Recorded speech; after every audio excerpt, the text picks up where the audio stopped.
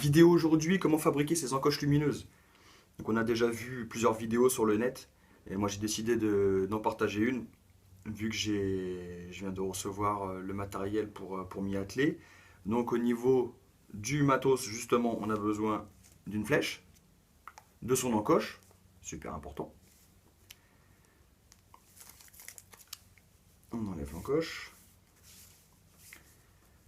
De l'essuie-tout parce qu'il va falloir qu'on fasse des collages. Enfin un collage, on aura un petit tronçon à mettre une butée dans la flèche. Donc un collage à faire et pour nettoyer un petit peu d'essuie-tout et des cotons-tiges. J'ai besoin ensuite pour faire ma cale d'un bâtonnet. Là j'ai trouvé bâtonnet de glace vraiment impeccable. Il rentre parfaitement dans les fûts 5/16e. C'est vraiment super. Donc, je ne pouvais pas trouver mieux. L'encoche on l'a vu. Et ensuite, petite diode. Donc des petites diodes qui servent pour la pêche de nuit en fait, pour mettre dans les bouchons. Comme ça, les pêcheurs ils arrivent toujours à voir les touches même en pleine nuit. Donc c'est tout simple. Dès qu'on appuie dessus, on allume la diode et dès qu'on tire sur le capuchon ici, on l'éteint. Donc voilà, une petite diode avec une petite batterie. Celles-ci, ce sont les R435 et elles s'insèrent parfaitement dans les encoches des Carbon Express héritage, donc dans les encoches 5/16e, nickel. Il y a une diode qui existe d'une plus petite taille qui s'insère parfaitement aussi pour tout ce qui est encoche 932, donc pour des fûts un peu plus fins, comme les Beeman Center Shot ou les Aftermath, ou ce style de flèche un petit peu plus fine.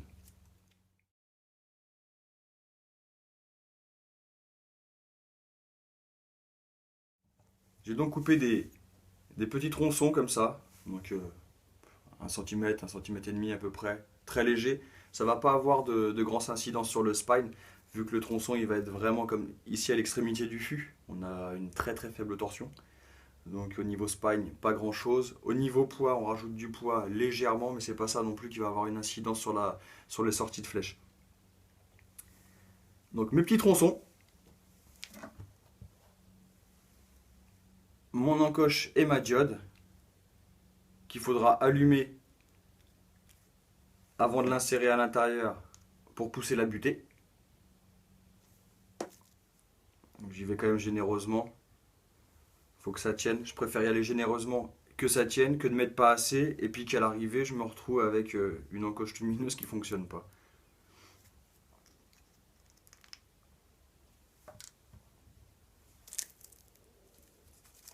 En principe ça a déjà été fait. Je repasse un petit coup, être sûr que mon fût soit nettoyé à l'intérieur. Ça c'est pareil, ça a son importance. J'allume ma diode. Pousse dessus, j'ai un contact total. J'allume ma diode. Je pousse mon tronçon à l'intérieur. Ça c'est une colle qui prend lentement. C'est ça qui est bien aussi. C'est que là je me retrouve pas avec la surprise que mon tronçon il colle dès les premières secondes à l'intérieur et que je flingue ma flèche avec.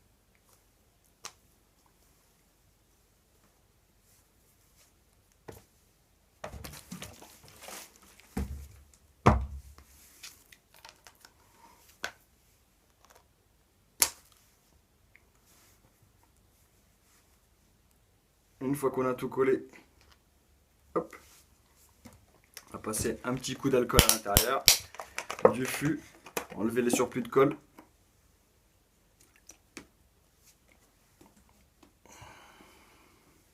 Et on fait attention surtout de ne pas aller trop loin pour ne pas repousser la butée.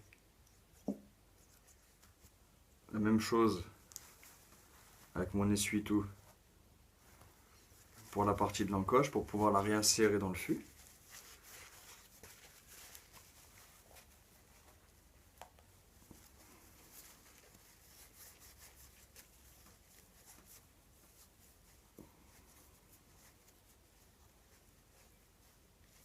Voilà.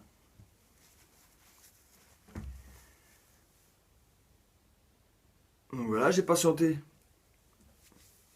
Donc j'ai patienté 2-3 minutes. Et maintenant on va faire l'essai. ma petite diode en position off. Je la positionne dans mon encoche. On replace tout dans le tube. Et à la décoche. Voilà. La diode s'allume. Et on s'est fait une encoche lumineuse pour moins d'1,50 €. Allez, ciao!